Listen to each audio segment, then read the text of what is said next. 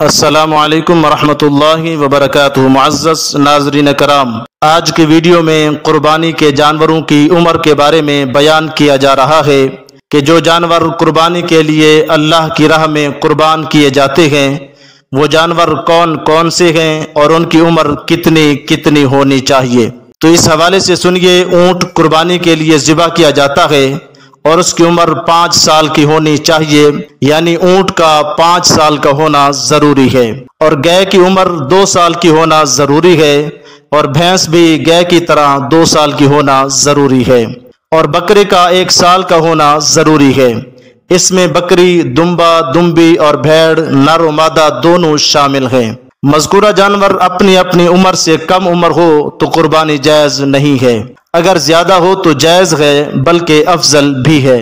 ہاں، اگر دمبا یا بھیڑ کا 6 مہینے کا بچہ اگر اتنا بڑا ہو کہ دور سے دیکھنے میں 1 سال کا معلوم ہوتا ہو تو اس کی قربانی جائز ہے۔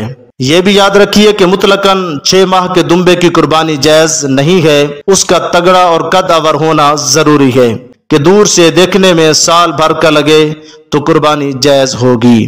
اگر 6 ماہ بلکہ سال میں 1 دن بھی کم عمر کا دمبے یا بھیڑ کا بچہ دور سے دیکھنے میں سال بھر کا نہیں لگتا تو اس کی قربانی جائز نہیں ہوگی۔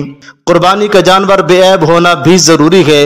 اگر تھوڑا سا عیب ہوا، مثلا کان میں چیرا یا سوراخ ہو، تو ایسے جانور کی قربانی مکروہ ہوگی، اور اگر جانور میں زیادہ عیب ہو تو ایسے جانور کی قربانی جائز نہیں ہوگی۔